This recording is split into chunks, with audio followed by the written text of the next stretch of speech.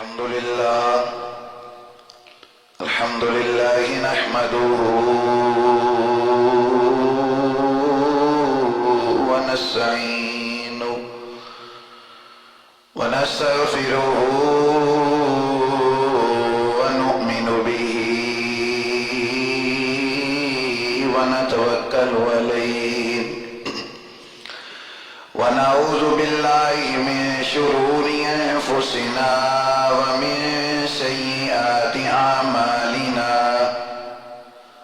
من يهده الله فلا مضل له ومن يضلله فلا هادي له ونشهد أن لا إله إلا الله وحده لا شريك له ونشهد أن سيدنا ومولانا وملجانا ومأوانا وآلانا وأولانا وحبيبنا وطبيبنا سيدنا ومولانا محمدا صلى الله عليه وسلم عبده ورسوله أما بعد فأعوذ بالله من الشيطان الرجيم بسم الله الرحمن الرحيم إن الله وملائكته يصلون على النبي يا أيها الذين آمنوا صلوا عليه وسلموا تسلیما. درود پاک محبت کے ساتھ الصلاۃ والسلام علیک یا سیدی یا رسول اللہ، الصلاۃ والسلام علیک یا سیدی یا حبیب اللہ، الصلاۃ والسلام علیک یا سیدی یا رحمت للعالمین وعلی أصحابك يا سيدي يا نور الأفئدة والعيون.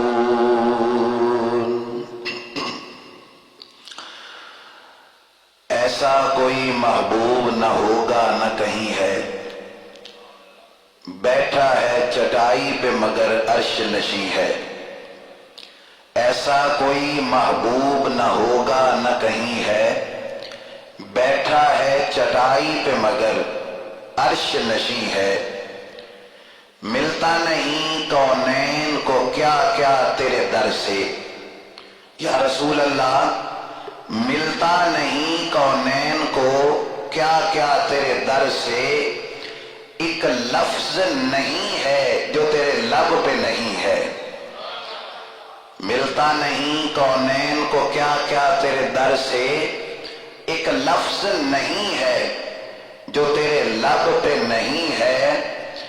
اور تو جو چاہے تو ہر شب ہو مثال شب اسرا. یا رسول اللہ آپ چاہیں تو ہر رات ہی معراج کی رات ہو. کیوں؟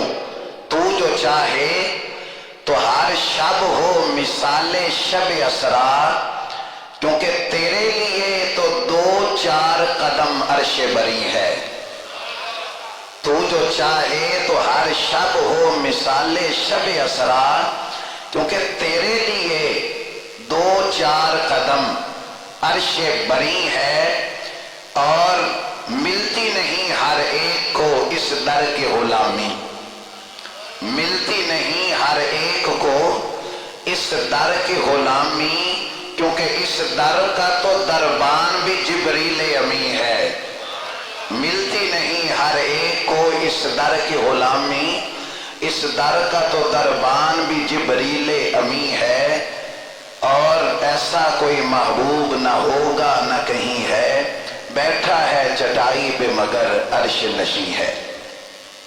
تمام تعریفیں حمد و ثنا اللہ تعالیٰ جل مجدہ الکریم کے لیے ہیں، جو خالق کائنات بھی ہے اور مالک شش جہات بھی ہے.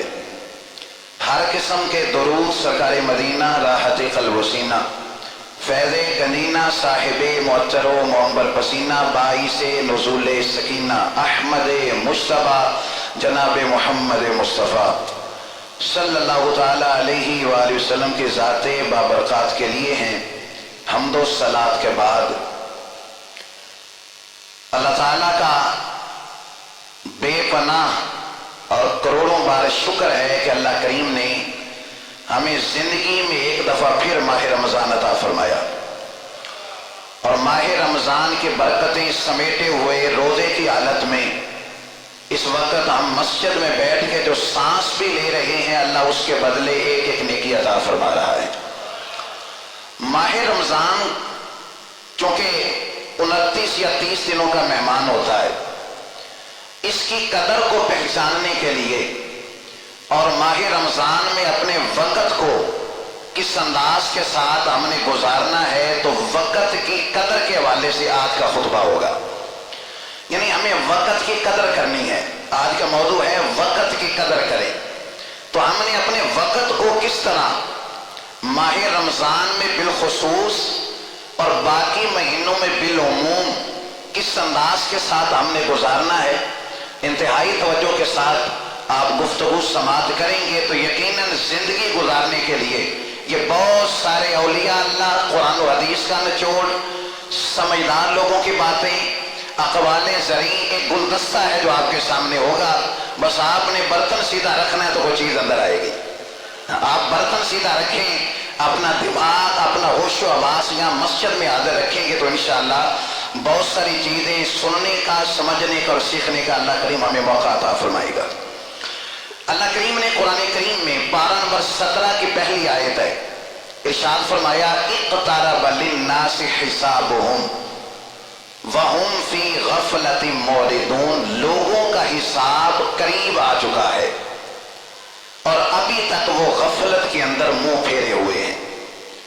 لوگوں کا حساب قریب آ گیا، اقترب للناس حسابهم، لوگوں کا حساب قریب آ گیا، اس کے باوجود اللہ فرماتا ہے وہ ابھی تک غفلت میں پڑے ہوئے ہیں۔ حساب قریب ہے، حساب اتنا قریب آ گیا کہ بچپن کو ہم نے جوانی میں بدلتے دیکھ لیا، حساب اتنا قریب آ گیا کہ ہم نے جوانی کو بڑھیپے میں بدلتے ہوئے دیکھ لیا، حساب کا وقت اتنا قریب آ گیا کہ ہم نے تندرستی کا دور دیکھا، کبھی بیماری نہیں ہوتے تھے، کبھی سر میں درد نہیں ہوتا تھا، وہ دور دیکھ لیا۔ اب جسم کے اندر ہم نے حساب کا وقت جب قریب آیا تو محسوس کیا کہ اب جسم کے اندر نہ کہیں کہیں درد رہتی ہے، جسم میں کسی نہ کسی حصے میں مختلف بیماریاں، مختلف تکلیفیں جو ہیں وہ ہلکی پھلکی جنم لے رہی ہیں، کیونکہ اب حساب کا وقت قریب آ رہا ہے نا۔ حساب کا وقت اللہ فرماتا ہے قریب آ گیا، اتنا قریب آیا کہ ہم نے اپنے پاس اٹھتے بیٹھتے جو دوست تھے جنہ باج ایک پل نہیں سی رہی دے، وہ شکلیں یاد نہ رہیاں، وہ لوگ جن کے بغیر ہمارا گزارا نہیں ہوتا تھا، جن کو ہم کہتے تھے کہ یار آپ ہیں تو سب کچھ ہے، ان اٹھتے بیٹھتے ہوئے دوستوں کو ہم نے قبروں میں اترتے ہوئے دیکھا۔ حساب کا وقت اتنا زیادہ قریب آ گیا، اتنا قریب آ گیا، اللہ فرماتا ہے حساب کا وقت لوگوں کا قریب آ گیا ہے لیکن وہ ابھی تک غفلت کے اندر منہ پھیرے ہوئے ہیں۔ جو وقت چلا گیا، وقت کی قدر کریے، موضوع ذہن میں رکھنا ہے اپنے، جو وقت چلا گیا، گزر گیا، اولاً ہمیں اس کا احساس نہیں، اس پہ ندامت نہیں، اس پہ شرمندگی نہیں، اور جو وقت باقی رہ گیا ہے ہمیں اس کی قدر نہیں ہے۔ ماہ رمضان اتنا برکت والا مہینہ، اس نے پل بھر میں گزر جانا ہے، جو چلا گیا اس کا احساس نہیں، جو وقت باقی ہے اس کی قدر نہیں۔ آج جس سے پوچھ لو نا 100 نوجوان ہو تو 85 نوجوانوں سے آپ پوچھو نا کیا حال ہے، آج کل کی ہو رہا ہے، اندر جی فارغ ہے، بالکل کوئی کام نہیں ہے، کوئی کام نہیں، صبح بھی ویلے، دوپہر کو بھی فارغ، شام کو بھی فارغ۔ یعنی اگر 100 نوجوانوں میں سے آپ ان سے پوچھیں تو وہ کہیں گے فارغ ہیں، جبکہ بندہ مومن کسی وقت بھی وقت کو ضائع کرنے والا نہیں ہوتا۔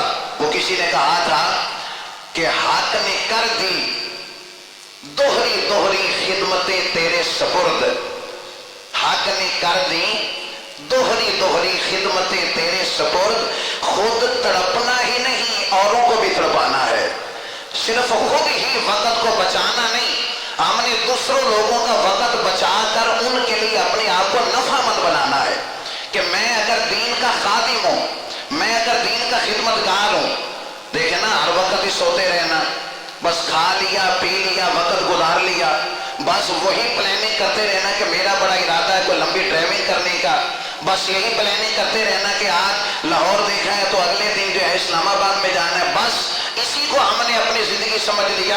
علامہ اقبال نے بڑی خوبصورت بات سمجھائی۔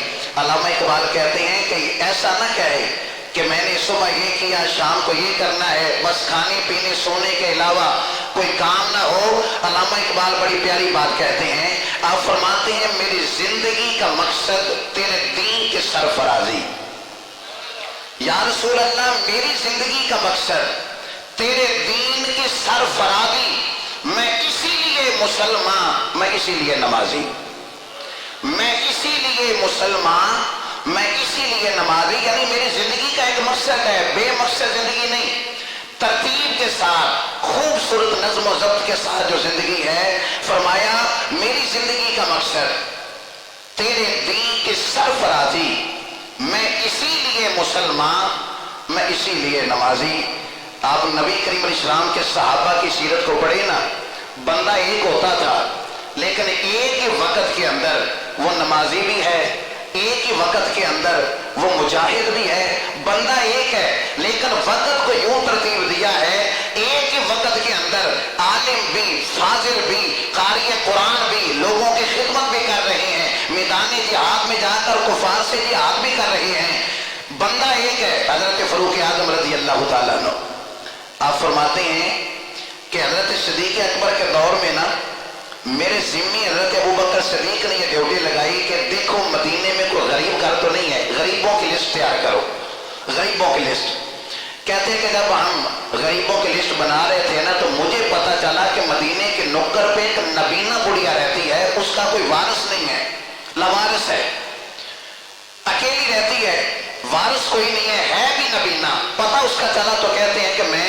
وقت نکال کر خصوصی طور پر اس کے گھر گیا، بھی اس کو کسی چیز کی ضرورت ہے تو لسٹ میں نام آ جائے تو جو بھی ضروریات ہیں اس کے گھر تک پہنچائی جائے۔ کہتے ہیں کہ میں اماں جی کے گھر گیا، دروازے پہ دستک دی، اجازت ملی، اندر گیا تو پوچھا کون، تو کہنے لگے خطاب کا بیٹا عمر ہوں۔ کیسے آنا ہوا؟ اماں جی مجھے پتا چلا تھا کہ آپ کے گھر خدمت کرنے والا کوئی نہیں تو میرا جی چاہا کہ میں آپ کے گھر میں جھاڑو دے دوں، میرا جی چاہا میں آپ کے گھر میں جھاڑو دے دوں۔ یہ جو کہتے ہیں نا کہ کیا کام ہے بھائی، کوئی کام نہیں، فارغ ہوں، بھی کیسے فارغ ہو؟ گھر کے اندر کتنے کام کرنے والے ہیں، سوسائٹی کے اندر کتنے کام کرنے والے ہیں، گاؤں کے اندر کتنے کام کرنے والے ہیں، ابھی قبرستان کا کام شروع ہو رہا ہے نا، آپ فارغ ہیں تو ذرا وہاں پہ مزدور بن کے وقت دیں، آپ وہاں پر اینٹیں اٹھائیں، وہاں مستریوں کے ساتھ لگیں۔ فارغ کون ہے؟ کون فارغ ہے؟ آپ کا نظم و ضبط اس انداز کے ساتھ ہو، ایک ایک لمحہ آپ کا قیمتی ہو، ایک ایک منٹ آپ کا قیمتی ہو، کس انداز کے ساتھ؟ سنیے، فرماتے ہیں کہ میں نے کہا اماں جی جھاڑو دے دیتا ہوں، آپ کا پانی جو ہے وہ کنویں سے بھر کے لا کے تازہ پانی رکھتا ہوں، اور فرمانے لگے آپ کے برتن مانج دیتا ہوں، کھانا آپ کو لا کے دیتا ہوں۔ تو اماں جی کہنے لگے بیٹے کافی عرصے سے نا ایک شخص آ رہا ہے، مجھے وہی ٹھیک ہے، کافی عرصے سے ایک شخص آ رہا ہے، وہ سارے یہ کام کر رہا ہے لیکن وہی مجھے ٹھیک ہے۔ تو حضرت عمر کہنے لگے اماں جی میں بھی یہی کام کرنے دینا، میں بھی تو یہی کام کروں گا، مجھ میں اور اس میں کیا فرق ہے؟ تو اماں جی کہنے لگی بیٹے زمین آسمان کا فرق ہے۔ کیسے؟ تو نے آتے ہی کہا کہ میں خطاب کا بیٹا عمر ہوں، مجھے عرصہ ہو گیا اس سے پوچھتے ہوئے تو کون ہے، نام نہیں بتاتا، یہ کہتا ہے اماں جی کام تو ٹھیک کرنا نا، میں نام نہیں بتاتا، وہ کہتا ہے اماں جی میرا کام تو ٹھیک ہے نا بیٹے، بس مجھے وہی ٹھیک ہے۔ حضرت عمر کہتے ہیں شک تو مینوں پے گا کیڑا بندہ ہے، مجھے شک تو ہو گیا یہ کون شخص ہے، لیکن پھر بھی کہتے ہیں کہ میں چھپ کے بیٹھ گیا، ظہر کے بعد بھی کوئی نہیں آیا، عصر کے بعد بھی کوئی نہیں آیا، مغرب کے بعد بھی کوئی نہیں آیا، عشاء کے بعد بھی کوئی نہیں آیا۔ کہتے ہیں میں سوچنے لگا یقیناً یہ فجر کے وقت آتا ہوگا، کہتے ہیں تہجد کے وقت وہ سامنے جھاڑیاں تھیں اماں جی کے گھر کے سامنے، میں وہاں چھپ کے بیٹھ گیا، پھر وہی ہوا جو میرا شک تھا۔ حضرت ابو بکر صدیق کا دروازہ کھلا، وہ جو خلیفہ وقت ہے، دروازہ کھلا اور کہتے ہیں میں حیران اس بات پہ ہوا، میں تو چھپا ہوا تھا نا، سارا منظر دیکھ رہا تھا، اس شخص نے، اس نگاہ مصطفیٰ سے فیض پانے والے شخص نے، وہ جو یار غار تھا اب یار مزار ہے، اس شخص نے اپنے جوتے نکالے اور بغل میں دبا لیے اور اماں جی کے دروازے پہ دستک دی، اندر گئے، سارا جھاڑو دیا گھر میں، برتن مانجے، برتن لیا، وہ گھڑا یا جو بھی اس وقت چیز ہوتی تھی، کنویں پہ گئے، تازہ پانی بھرا اور لا کر اماں جی کے گھر رکھا اور اپنے ہاتھ سے کھانا کھلایا، اور کھانا کھلانے کے بعد کہتے ہیں کہ جب وہ باہر آئے تو میں فوراً نکل کے حضرت ابو بکر صدیق کو جا کے ان کا بازو تھاما اور کہا ابو بکر شک تے مینوں ہے سی کہ فجر کے بعد اور ظہر کے بعد میں آیا تو کوئی بھی خدمت نہیں کرنے والا، حالانکہ صفائی ہوئی ہے، برتن مانجے ہوئے ہیں، کھانا اماں جی نے کھایا ہے، ظہر عصر مغرب عشاء تک کوئی نہیں آیا، پھر میں فجر کے انتظار میں بیٹھا، یقیناً اس وقت آتے ہوں گے۔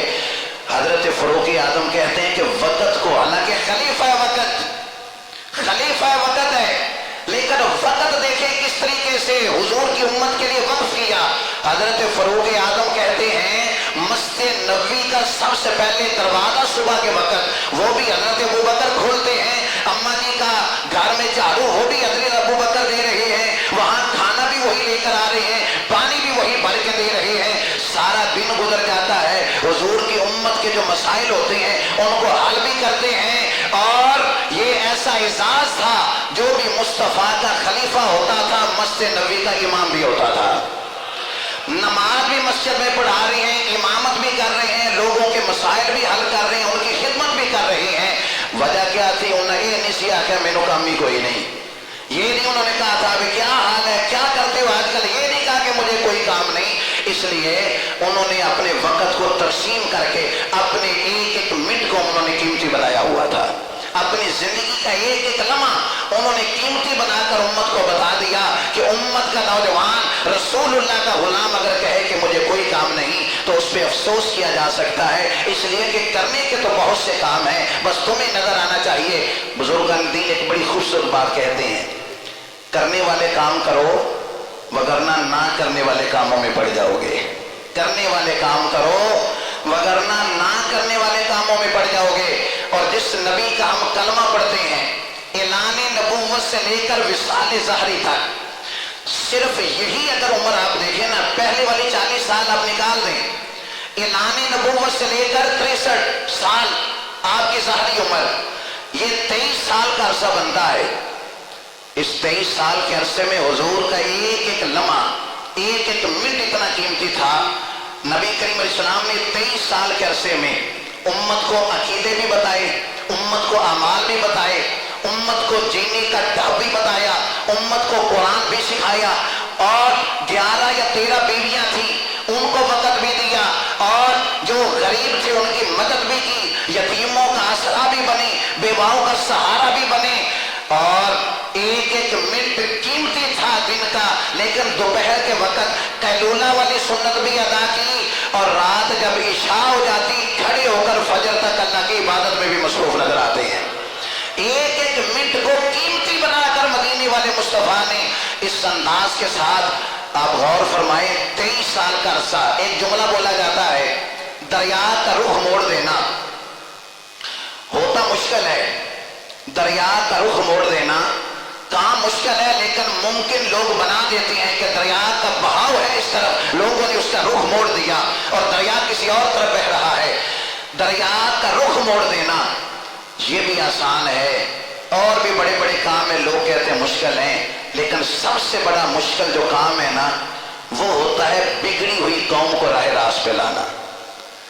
بگڑی ہوئی قوم کو جن کے عقیدے یہ بن چکے ہوں کہ بیٹی نفرت کے قابل ہے، اس کو زندہ دفن کرنا ہے، جو اس اخلاقی گراوٹ پہ گر چکے تھے، مدینے والے مصطفیٰ نے ان کو جب کھڑا کیا، دنیا کے اندر جب ان کا مقام اور عروج بنا، مدینے والے مصطفیٰ نے 23 سال کے عرصے میں جانور چلانے والوں کو، وہ جانور چلایا کرتے تھے، وہ جو آگے بڑھنے کی کوشش کے اندر معاذ اللہ قتل کر دیا کرتے تھے، حسد بغض کی جو عناد کے اندر جو اپنی زندگی گزار رہے تھے، والے مصطفیٰ نے آ کر جب اپنی قیمتی وقت کے ساتھ انقلاب برپا کیا، 23 سال کے عرصہ میں آپ باقی پیغمبروں کی سیرت بھی پڑھیں، ہر نبی نے حق ادا کیا ہے تبلیغ کا، ان کی سیرت آپ پڑھیں تو کسی نبی کا کلمہ 100 لوگوں نے پڑھا، کسی نبی کا کلمہ 72 لوگوں نے پڑھا، کسی نبی کا کلمہ 50 لوگوں نے پڑھا،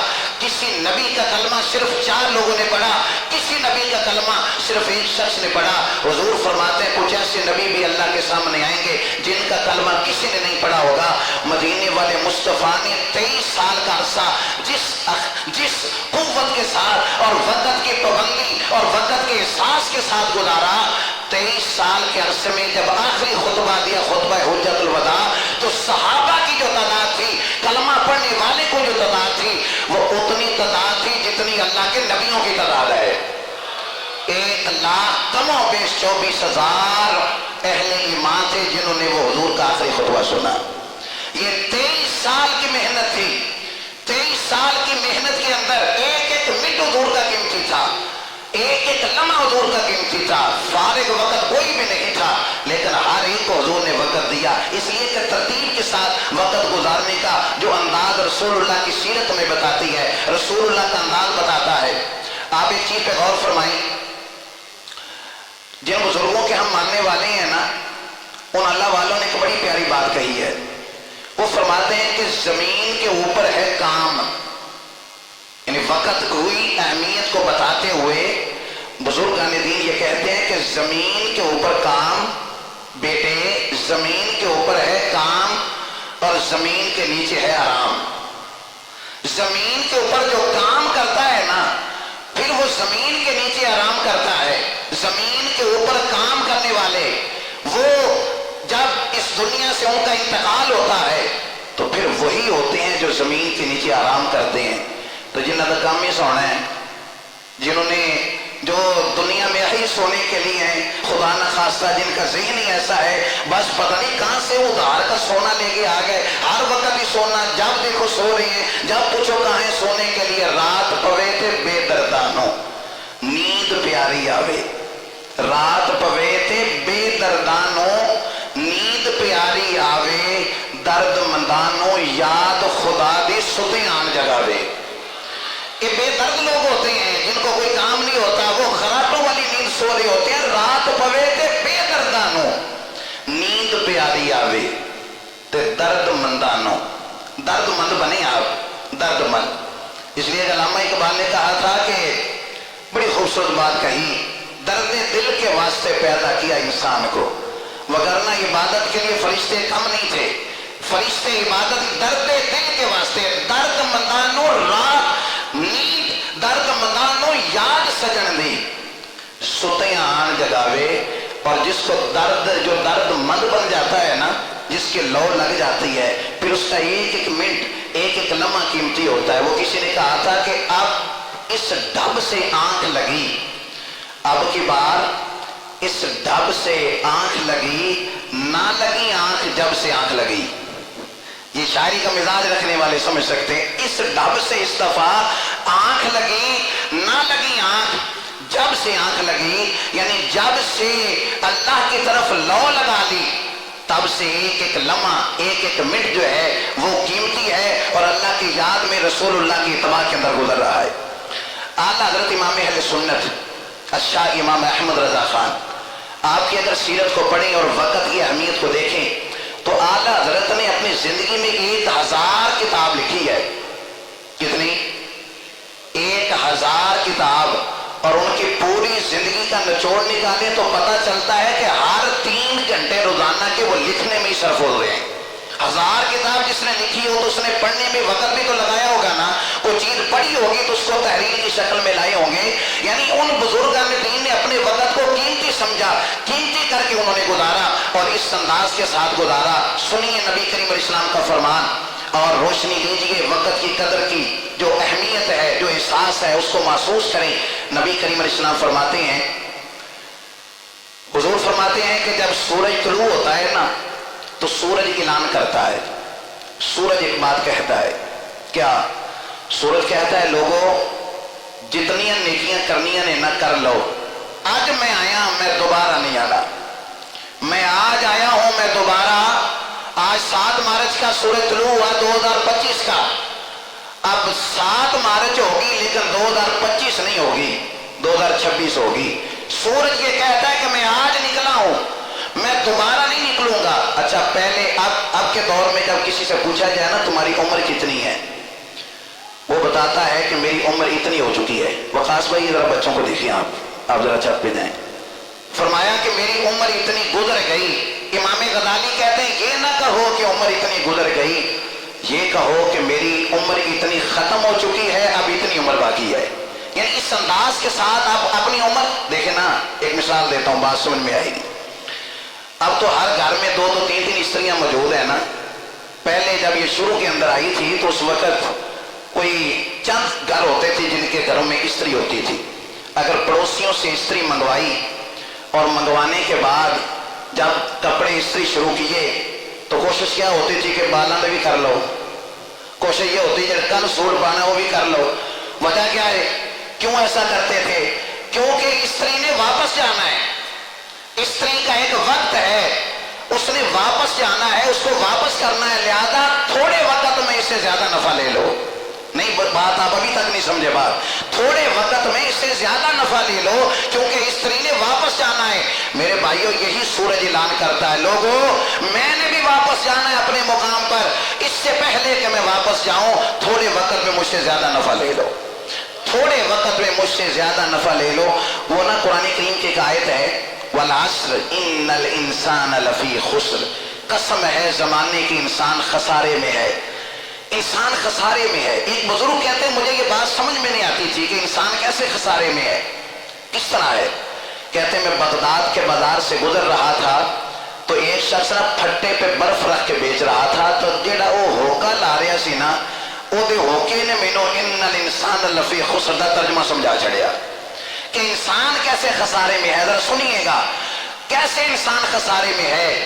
اب وقت کی اہمیت کے حوالے سے جملہ قابل غور، وہ کہتے ہیں وہ شخص یہ کہہ رہا تھا ارحمو ارحمو من لا یذوب رأس مالہ، لوگوں میرے اوپر رحم کرو، مجھ سے جلدی برف خرید لو، اس لیے کہ تم لوگوں نے جلدی برف نہ خریدی، یہ قطرہ قطرہ ہو کے پگھل رہی ہے، اور قطرہ قطرہ ہو کے جب یہ پگھل جائے گی نا، جو پیسے اس کے اوپر لگائے ہیں، جو راس المال اس کے اوپر لگا ہے وہ بھی ضائع ہو جائے گا، جلدی مجھ سے خرید لو۔ اس لیے کہ برف اور اس طرح کی کچھ چیزیں ہیں جو جلدی استعمال نہ کی جائیں تو جو پیسے لگے وہ بھی ضائع، کچھ ایسی چیزیں ہوتی ہیں مہینے بعد بھی فروخت ہو جائیں، اس میں کوئی حرج نہیں ہے، لیکن برف قطرہ قطرہ ہو کے پگھل رہی ہے تو لوگوں مجھ پہ رحم کرو، جلدی مجھ سے برف خرید لو، ایسا نہ ہو کہ میرا لگا ہوا راس المال وہ بھی ضائع ہو جائے۔ بزرگ کہتے ہیں جب اس کی یہ میں نے بات سنی مجھے ان الانسان لفی خسر کا ترجمہ سمجھ میں آ گیا۔ کیا فرمایا؟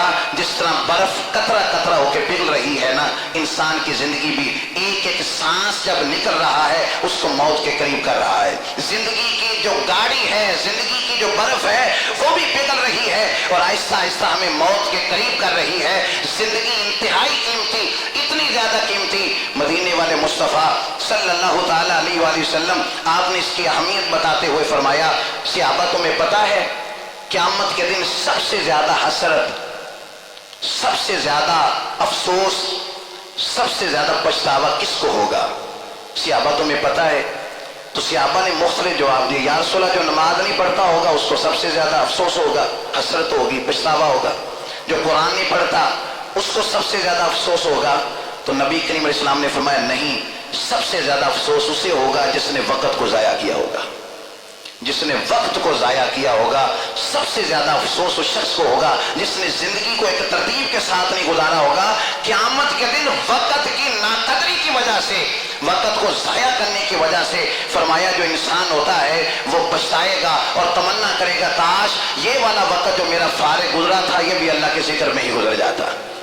عالم لوگ، نیکوکار لوگ بھی کہیں گے ایک فضول گزرا تھا نا وہ بھی اللہ کے ذکر، یعنی اتنی بڑی حسرت، اتنا بڑا افسوس نماز کے چھوٹنے کا نہیں، نمازوں کا وقت جو ضائع گزر گیا، اس وقت کے ضائع گزرنے پر قیامت کے دن لوگ افسوس کریں گے۔ جو بندہ فارغ ہوتا ہے نا، جس کو کوئی کام نہیں، اس کا ذہن الجھا ہوتا ہے، اور جب ذہن الجھا ہے تو وہ ایک نا مائنڈ سیٹ بنا لیتا ہے، جب وہ ظاہر ہے وہ فارغ ہے، کوئی اور تو ہے نہیں اس کے پاس، فارغ بیٹھا ہے، اب مختلف سوچیں اس کے ذہن میں آتی ہیں، فلانا بندہ بھی میرے خلاف ہے، فلانا بندہ بھی میرے خلاف ہے، اور دو بندے جڑے بہ کے گلاں پہ کر دیں میرے بارے گلاں پہ کر دیں۔ اس لیے کہ جو فارغ ہے نا اس کے پاس یہی پھر سوچیں ہوتی ہیں۔ شیخ سعدی کا ایک بڑا پیارا قول ہے، فرماتے ہیں جو فارغ دماغ ہوتا ہے نا وہ شیطان کا کارخانہ ہوتا ہے۔ جو فارغ دماغ ہوتا ہے نا جس کو کوئی کام نہیں ہے وہ شیطان کا کارخانہ ہوتا ہے۔ اور پھر فرماتے ہیں کہ مجھے افسوس ہے ان والدین پر جن کے بچے فارغ ہوتے ہیں، جوان ہیں لیکن بچے فارغ ہیں، کوئی کام نہیں کرتے۔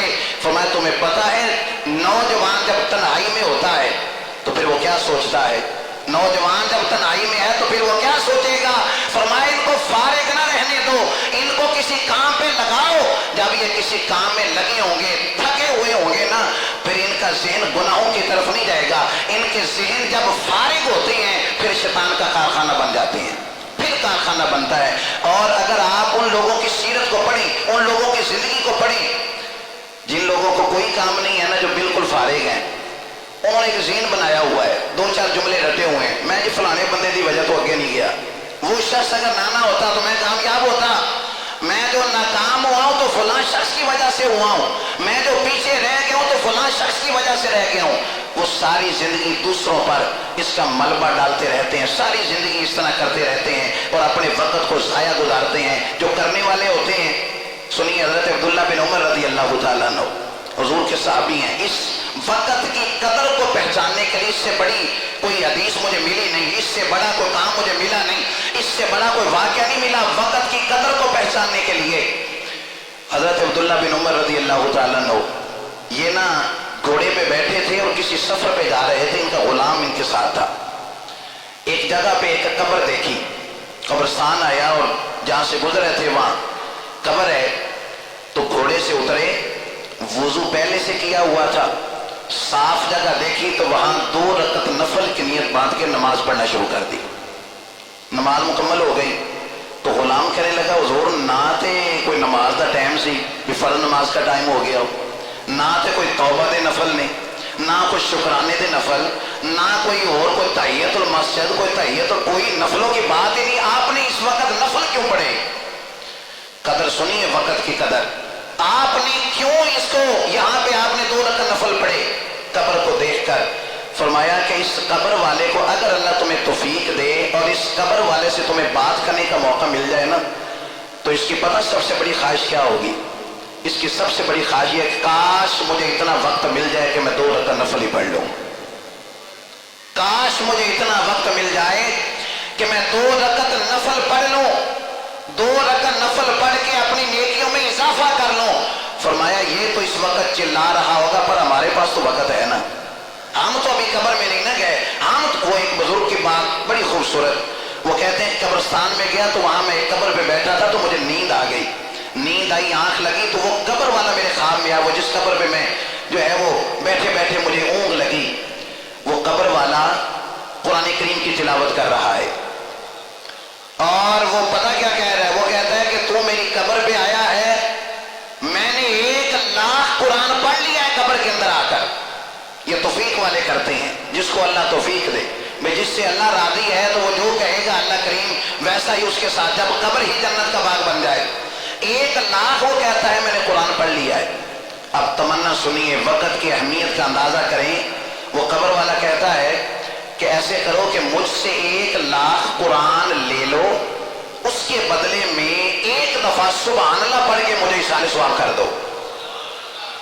دوبارہ پھر ٹھہر کے سنیے، 1 لاکھ قرآن جو میں نے قبر میں پڑھا وہ مجھ سے لے لو، اس کے بدلے میں صرف 1 دفعہ سبحان اللہ کہہ کے اس کا ثواب مجھے اشارے ثواب کر دو۔ کہنے لگے کتنے 1 لاکھ قرآن تے کتنے ایک باری سبحان اللہ، میں 1 لاکھ قرآن زیادہ یا 1 مرتبہ سبحان اللہ، یہ آپ کیسی بات کر رہے ہو؟ وہ کہنے لگا میں اس لیے کہہ رہا ہوں کیونکہ قبر کے اندر، قبر جو ہے یہ دار العمل نہیں ہے، یہ دار الجزا ہے، ایتھے جزا ملنی ہے، ایتھے عمل نہیں کر سکتے، عمل کا ثواب قبر میں نہیں ہے، وہاں جتنی مرضی نمازیں پڑھ لو قبر میں، وہاں ثواب نہیں ہے، وہاں جزا ہے۔ دنیا دار الثواب نہیں دار العمل ہے، یہاں جتنا عمل کریں گے قبر میں اتنا ثواب ملے گا۔ میرا قبر کا پڑھا ہوا 1 لاکھ قرآن ایک طرف، تمہاری دار العمل میں 1 مرتبہ کہی سبحان اللہ ایک طرف ہے۔ اب اندازہ کیجیے وقت کی اہمیت کو، وقت کا احساس کریں کہ کتنا ایک ایک لمحہ، پھر جس مہینے میں ابھی ہم ہوش میں بیٹھے ہیں، یہ مہینہ تو وہ مہینہ ہے جس میں ایک نیکی کا ثواب 70 گنا، نفل کا ثواب فرض کے برابر، فرض کا ثواب 70 فرضوں کے برابر. اور فرمایا کہ اس مہینے کے اندر ایک مرتبہ سبحان اللہ کہیں. عام مہینوں میں ایک قرآن کا حرف پڑھے تو 10 نیکیاں، سبحان اللہ میں 9 حرف ہیں تو 90 نیکیاں. پھر ماہ رمضان میں ڈبل ثواب ہے تو آپ اندازہ کریں، سبحان اللہ کا ہوگا پھر محبت نہ لے ایک دفعہ. آپ اندازہ کریں کہ ہمارا ایک ایک لمحہ کتنا قیمتی ہے، ایک ایک وقت، ایک ایک سیکنڈ. وہ ایک میں بات پڑھ رہا تھا، اس نے کہا کہ یہ جو گھڑی ہمیں نظر آتی ہے نا، یہ بڑی قیمتی ہے. اس کی سوئیاں، اس کی مشین، یہ بڑی قیمتی ہے. کس انداز سے؟ دن رات میں کتنے گھنٹے ہیں؟ 24 گھنٹوں میں منٹ کتنے ہیں؟ 1440. میں چونکہ سارا یاد کر کے آیا. ایک منٹ کے اندر 24 گھنٹوں میں کتنے منٹ ہوئے؟ 1440. اور سیکنڈ کتنے ہوئے؟ 86,400. 24 گھنٹوں میں 1440 منٹ، 86,400 سیکنڈ. ایسا نہیں ہے کہ امیر آدمی کے لیے 27 گھنٹے ہوتے ہیں اور غریب کے لیے 24 ہوتے ہیں. امیر آدمی کے لیے کوئی 2000 منٹ ہوتا ہے، غریب کے لیے تھوڑا ہوتا ہے. امیر آدمی کے لیے لاکھوں کے حساب سے سیکنڈ ہیں، غریب کے لیے تھوڑے ہیں. نہیں، جو وقت امیر کے لیے ہے وہی وقت غریب کے لیے ہے. جو وقت یعنی جتنے گھنٹے امیر کے لیے بنتے ہیں اتنے ہی غریب کے لیے بنتے ہیں. کامیاب لوگ ایک بات کہتے ہیں، لوگوں وقت کو ضائع نہ کرنا. ناکام لوگ بھی یہی کہتے ہیں، لوگوں وقت کو ضائع نہ کرنا. اس لیے کہ کامیاب لوگ وقت کی قدر پہچان کر کامیاب ہو گئے، ناکام لوگ اس کی قدر نہ پہچان کر ناکام ہو گئے. تو دونوں ہی نصیحت کرتے ہیں. کامیاب بھی کہتے ہیں کہ وقت کو ضائع نہ کرنا، اور ناکام لوگ بھی کہتے ہیں کہ وقت کو ضائع نہ کرنا. یہ اس انداز کے ساتھ وقت گزر رہا ہے، اس انداز کے ساتھ جتنے سانس ہم نکال رہے ہیں اتنے ہی سانس ہمیں موت کے قریب کر رہی ہیں. اس لیے کریم آقا نے ہماری تربیت کرتے ہوئے ایک مقام پہ فرمایا، لوگوں 5 چیزوں کے آنے سے پہلے غنیمت جان لینا، ان کی قدر کر لینا. 5 چیزوں کی قدر کر لینا اس سے پہلے کہ وہ والی 5 چیزیں آ جائیں. ان 5 چیزوں کی ضرور قدر کرنا. کون سی 5 چیزیں؟ حضور فرماتے ہیں بیماری کے آنے سے پہلے صحت کی قدر کر لینا. بیماری کے آنے سے پہلے پہچان دینا، قدر کرنے کا، وقت احساس کرنے کا کہ صحت کا جو وقت ہے، صحت کا جو زمانہ ہے، اس کی قدر کر لینا. بیماری کے آنے میں دیر نہیں ہوتی، بیماری کے آنے سے پہلے صحت کی قدر کر لینا. لوگ نماز پڑھنا کب شروع کرتے ہیں؟ جب وہ صحیح سجدہ ہی نہیں کر سکتے، جب وہ کرسی پہ بیٹھے ہوتے ہیں، پھٹے پہ ان کو سجدہ کرنا ہوتا ہے. لوگ تب نمازیں شروع کر دیتے ہیں. تراویح تب شروع کرتے ہیں جب وہ کرسی پہ بیٹھ کے کر رہی ہیں. اس وقت وہ بڑا خوبصورت جملہ ہے، در جوانی توبہ کردن شیوائے پیغمبری. وہ جوانی میں توبہ کرنا یہ پیغمبروں کا شیوا ہے. بڑھیپے وچ جا کے تے بھیڑیا بھی نیک بن جاتا ہے، کیونکہ اب شکار نہیں نہ کر سکتا، وہ طاقت نہیں نہ رہی. بڑھیپے میں جا کر یہ بھی غنیمت ہے کہ کوئی اللہ کی طرف لوٹ آئے، لیکن اصل جو لطف ہے عبادت کا وہ جوانی کے اندر ہے.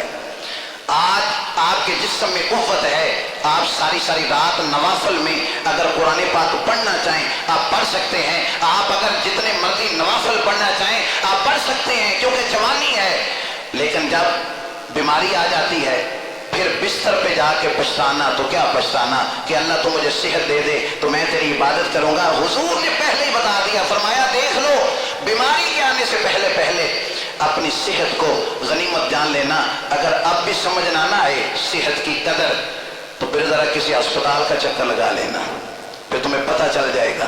کتنے لوگ ہیں جو اللہ سے دعا کر رہے ہیں کہ اللہ میں شفا دے دے، اللہ مجھے صحت دے دے تو میں سجدے میں ساری زندگی گزار دوں گا. آپ کو صحت ملی ہے تو حضور کیا فرما رہے ہیں؟ بیماری کے آنے سے پہلے اپنی صحت کو غنیمت جان لینا. پھر دوسری بات فرمایا دیکھو دولت مل گئی ہے نا، تو جو رب دینا جانتا ہے نا وہ لینا بھی جانتا ہے. جو رب دینا جانتا ہے، پل بھر کے اندر بادشاہوں کو فقیر بنتے ہوئے ہم نے دیکھا ہے. بے پرواہی ویک سجن دی، جتھے کسے دی پیش نہ جاوے، انہیں تاجاں والے در در رولے تے منگتیاں تخت بٹھاوے. آدم کسے نو گھر آ مل دئی تے کوئی کعبیوں خالی آوے. आजम किसे नो घर आ मिल गई। तो एक लम्हे के अंदर ही वो हजरत मियाँ बमुल बख्श रहमतुल्लाह अलैह ये फरमाते थे कि एक बेली मैंने रोज के अंदर से भी हजूर तुसी आंदा ही नहीं, मैं थोड़ी दावत करना, तो आप आते ही नहीं। एक दिन कहा चलो ठीक है चलते हैं। कहते हैं कि असर के बाद एक तांगे पे बैठ के मैं उसके घर जा रहा था, तो जब उसका इलाका शुरू हुआ तो अब वो तारफ कराने लग गया। क्या वो कहता भी आ भी साड़ी पहली है, आ भी साड़ा बाग है, आ भी साड़ा मुरब्बा है, अब वो तारफ करवा रहा है। तो हजरत मियाँ साहब रहमतुल्लाह अलैह फरमाते हैं कि तेरे तो पहले किन्ना दा सी? उसने कहा जी बाप के पास था। उससे पहले कि उनके बाप के पास, उनसे पहले उसके बाप के पास था, तेरे पास कितना होना है कि मेरे बच्चियां का। फरमाया फिर दानिशमंदा का कम नहीं, दिल दुनिया नल लाना, इस बोटी कई खामद कीते जो कीता सो खाना। भाई ये तो आज किसी की है कल किसी की होगी, तो क्यों इसके साथ दिल लगाते हो? दानिशमंदा का कम नहीं। हुजूर फरमाते हैं दौलत जब मिल जाए तो फकीरी के आने से पहले, गुर्बत के आने से पहले दौलत को गनीमत जान लेना, इसकी कदर कर लेना। जो इसका मुस्तहिक है वहां तक इसको जरूर पहुंचाना। माह रमजान से बढ़कर सहाबा कहते हैं कि और महीने में भी नबी पाक बड़ी खैरात करते सन, लेकिन रमजान के महीने में जिवें ऊंचाई तो पस्ती वाल पानी नहीं जल्दी आता, नबी पाक की खैरात का दरवाजा इंज खुल जाता सी। आप अगर चाहते हैं ना, ये बड़ी बड़ी जो इफ्तारियां होती है ना, इफ्तार पार्टी, वहां अक्सर वो लोग होते हैं जिनका रोजा ही नहीं होता। तो आप ये दिखलावे से बचकर अगर किसी के घर एक महीने का राशन दिलवा कर उनकी सहरी इफ्तारी करवा दें, अगर उनका आप रोजा रखवा दें, गनीमत जान लें। मैं ज्यादा तशरीह में नहीं जा रहा। फरमाते हैं कि गुर्बत के आने से पहले अपनी दौलत को गनीमत जान लेना, उसकी कदर कर लेना, उसका एहसास कर लेना। और फिर करीम आका ने फरमाया कि बुढ़ेपे के आने से पहले अपनी जवानी की कदर कर लेना। बुढ़ेपे के आने से पहले अपनी जवानी को गनीमत। देखिए नींद सबसे ज्यादा किसको आती है? बुढ़िया नो, जवाना नो। जवानों को सबसे ज्यादा नींद आती है। गुस्सा किसको सबसे ज्यादा आता है? वो भी जवानों को है। खून होता है ना गर्म है, गुस्सा ज्यादा आता है। गुस्सा भी ज्यादा आता है जवान को। तो आंदा भी चंगी गल थे, आंदा भी चंगी गल थे। तो सा नहीं बोलना क्योंकि काम सारा एक हो जाइए ना, आप नहीं बोलेंगे, मुझे पता है इस बात पे। चंगी गल से गुस्सा आंदा है जब कोई बड़ा समझा दे, पुत्र होते सियाना बन जा। फिर गुस्सा नासिहा मत कर नसीहत। मेरा दिल घबराता है, मैं उसको दुश्मन जानता हूं जो मुझे समझाता है। वो कहते हैं कि जिमें मेरा दिल है मैं उन्हें खावा, जिमें मैं चाहवागा उमें पीवागा, जिमें दिल। वो एक ना शाह साहब थे, बड़ी सुनने वाली बात, लेक्चरार थे, प्रोफेसर थे कॉलेज के अंदर, मदीना यूनिवर्सिटी से पढ़ के आए थे। तो अब जाहिर इतने शागिर्द इतने मुरीद, कोई भी कहता शाह साहब, शाह जी की हाल है, शाह साहब, यानी अदब के साथ बात करते। तो जेडे अब्बा जी सी ना वो कहते थे शाह और गल सुन। और लोगों में भी खड़े होते थे, वो कहते यार अब्बा जी मेरी सारी इंसल्ट करवा देंगे, सारे लोग मुझे जी जी कर रहे होते हैं और अब्बा जी कहते हो शाह। तो उन्होंने एक दिन अपनी अम्मी को कहा, अम्मी जी अब्बू ने समझाओ, शिकायत लगाई। अम्मी जी है ना देखते ही नहीं है कि लोग भी खड़े हैं, मेरे शागिर्द खड़े हैं, तो मेरा एक मुकाम है, मुआशरे में मेरा एक दर्जा है, तो ये वो शाह करके मुझे बुलाते हैं। तो अम्मा जी ने ना, जाहिर है बाप जो होते हैं वो जलाली होते हैं, तबीयत जलाल वाली होती है, और ये जरूरी है उतो उतो सख्त होंगे ने, बाप हकीकी बख्त होंगे ने, ये उतो उतो सख्त होंगे ने। वगरना बाप जितनी मोहब्बत अपनी औलाद के साथ करता है इसका भी कोई अंदाजा नहीं। हमने सिर्फ माँ को ही प्रमोट किया है ना, मामा ठंडियां छावा, अब्बा धुप होता है नहीं, अब्बा की होता भी आप धुंध के मौसम में फिर अब्बा सामने कर लेना, ऐसी बात नहीं है। बाप भी बड़ी मोहब्बत करता है। बात की कहा कि आप भी देखा करें, अब वो पढ़ लिख गया है, अब वो समझदार हो गया, वो सियाना है, तो आप जरा देखा करें, घर से आके जितनी मर्जी जुतियां मार लिया करो, लेकिन बाहर तो आप जरा एहसास करें ना भी उसका भी एक स्टेटस है, मुकाम है, उसके दोस्त अहबाब है। अब वो शाह साहब कहते हैं कि मैं भी ना नुकरे लग के गल सुन रहा सी कि अम्मी जी समझा रहे ने, आंदने के जब मैंने ये बात कही ना तो अब वो रोने लग गए और कहने लगे कि तुम की समझती है, मैंने नहीं पता मेरे पुत्र की अल्लाह कितनी इज्जत बनाई है, क्या तुझे नहीं पता? मैं ऐसा क्यों करता हूं? मैं इसलिए ऐसा करता हूं कि अगर ओए ना किसी को कहा जाए बंदा जल्दी खराब हो जाता है। जब सारे सलूट कर रहे हो ना, सारे ही सलामी अकीदत पेश कर रहे हो तो इंसान जल्दी खराब हो जाता है। एक कदम बंदा तनकीद वाला भी होना चाहिए। एक आदमी जब इस तरह का हो वो इंसान को बेदार रखता है, वो सोने नहीं देता, वो انسان کو بیدار رکھتا ہے، اس لیے کہا کہ میں اس کی تربیت کرتا رہتا ہوں تاکہ اس کو پتا چلے کہ کوئی ہے جو میرے سر دے ہوتے، کوئی ہے ابھی میرے سر کے اوپر جو میری تربیت کر رہا ہے، مجھے دیکھ رہا ہے، میری اصلاح کر رہا ہے۔ اس انداز کے ساتھ وہ کہتے ہیں کیا نبی کریم علیہ السلام نے فرمایا اپنی جوانی کو بڑھیپے کے آنے سے پہلے غنیمت جان لینا، اور پھر بات فرمایا موت کے آنے سے پہلے اپنی زندگی کو غنیمت جان لینا، موت کے آنے سے پہلے اپنی زندگی کو غنیمت جاننا، اور فرمایا ایسا نہ ہو۔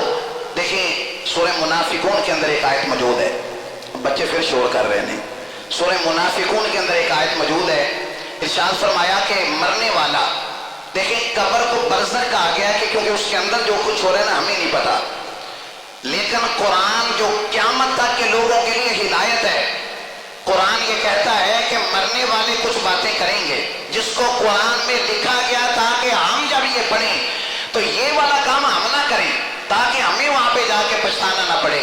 مرنے والا کہتا ہے رب لولا اخرتنی الی اجل قریب، زندگی کو غنیمت جاننا ہے، اس کی قدر کرنی ہے موت کے آنے سے پہلے۔ اس کے لیے جملہ قرآن کی آیت سے وہ کہتا ہے رب لولا اخرتنی، اے اللہ مجھے دوبارہ زندگی دے دے، میں دنیا میں جاؤں، کیا کرو گے؟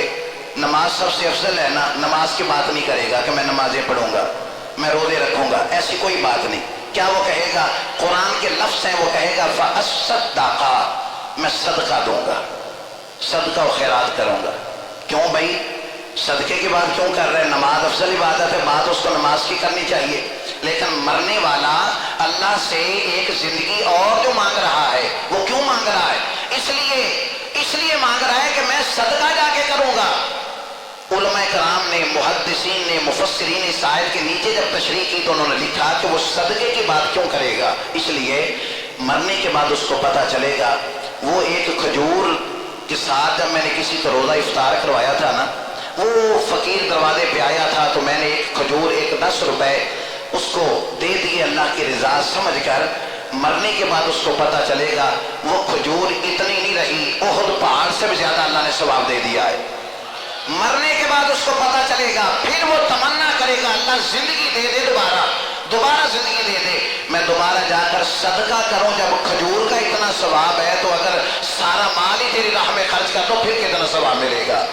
تو اس سے پہلے کہ وہ موت کا وقت آ جائے، اس کے آنے سے پہلے حضور فرماتے ہیں اپنی زندگی کو غنیمت جان لو۔ ایک بڑی خوبصورت عبارت نا آنکھوں سے گزری، وہ اہمیت احساس دلانے کے لیے وقت کا، وہ کہتا ہے کہ اگر ایک سال کی اہمیت کا اندازہ کرنا ہے تو اس سے پوچھو جو پورا سال پڑھتا رہا لیکن فیل ہو گیا، اب اگلی کلاس میں نہیں بیٹھ سکتا، اس سے پوچھو کہ ایک سال کی کتنی اہمیت ہے۔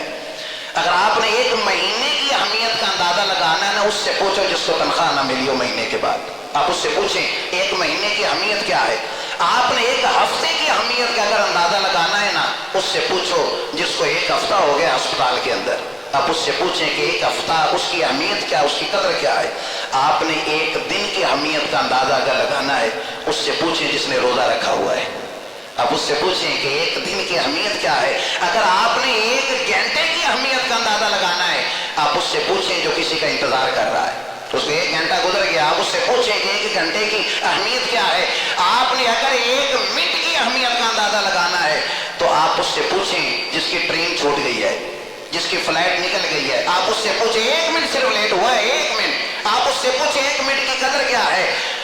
اور اگر آپ نے 1 سیکنڈ کی اہمیت کا اندازہ کرنا ہے تو اس سے پوچھیں جو حادثے سے بال بچ گیا ہے، 1 سیکنڈ ادھر ادھر ہو جاتا تو پھر اس دنیا میں نہ رہتا۔ آپ اس سے 1 سیکنڈ کی اہمیت پوچھئے۔ اور اگر آپ اقوام عالم میں، آپ اس کائنات کے اندر غور کریں، ہر ایک چیز ایک مقررہ وقت پہ چل رہی ہے، ہم ہیں جو بغیر وقت کے چل رہے ہیں، کوئی ہمارا وقت ہی نہیں ہے، کوئی ہماری ترتیب نہیں ہے۔ آپ دنیا کا، آپ کائنات کا نظام دیکھیں، سورج ایک وقت پہ طلوع ہوتا ہے، مقررہ وقت پہ غروب ہوتا ہے۔ موسم جو 4 ہمارے ملک کو اللہ نے عطا فرمائے اپنے وقت پہ آتے ہیں، اپنے وقت پہ چاند گھٹتا بھی ہے، بڑھتا بھی ہے، اپنے وقت پہ دن نکلتا ہے، اپنے وقت پہ رات آتی ہے۔ اور آپ کسان حضرات ہیں، اکثر زمیندار حضرات ہیں، اگر آپ وقت پہ زمین پر محنت نہ کریں، وقت پر اس میں بیج وقت پر آپ اس کو پانی نہ دیں، آپ ایک دانہ بھی اس سے حاصل نہیں کر سکتے۔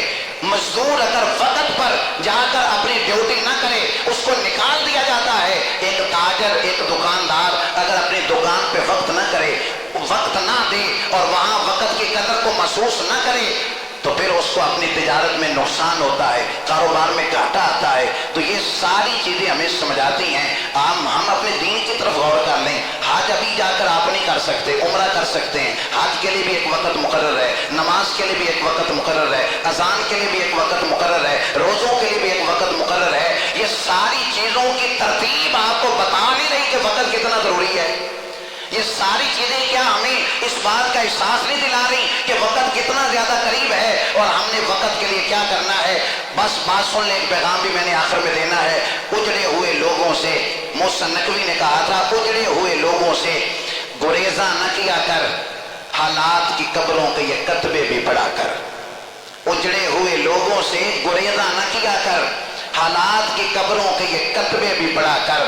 ہر روز کا ہمسنا تجھے برباد نہ کر دے، تنہائی کے لمحوں میں کبھی رو بھی لیا کر، تنہائی کے لمحوں میں کبھی رو بھی لیا کر۔ میرے بھائیو، وقت کی قدر کیجئے۔ رمضان کی یہ بابرکت ساعتیں ہمیں وقت کی قدر بتا رہی ہیں کہ جب یہ ماہ رمضان چلا جائے گا نا، پھر فرض کا برابر 70 فرضوں کے برابر نہیں ہوگا، پھر ایک نیکی کا ثواب 70 گنا نہیں ہوگا۔ اللہ کی رحمت والا عشرہ چل رہا ہے، اللہ کی رحمت کو لوٹیے، اللہ کے کرم کو لوٹ لیجئے۔ اللہ تعالیٰ کی طرف سے جو برکتیں مل رہی ہیں اس کے اندر آپ شامل حال ہو جائیے۔ اللہ کریم مجھے اور آپ سب کو عمل کی توفیق عطا فرمائے۔ پیغام سنیے جو پیغام دینا ہے، 3-4 منٹ ہیں ابھی۔